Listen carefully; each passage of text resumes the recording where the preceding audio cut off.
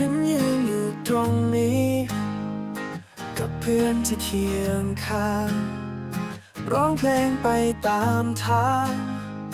ด้วยใจที่เปิดกว้างทุ่งหญ้าและภูเขากับลมที่พัดผ่านเรามาเดินร่วมกันไม่เคยต้องเววาเรารักประชาดินแดนที่งดงาม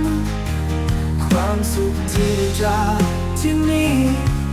คือสิ่งที่ตามหาในวันสดใส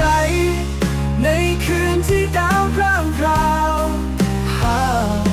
เรายังอยู่ตรงนี้ไม่เคยเลือนห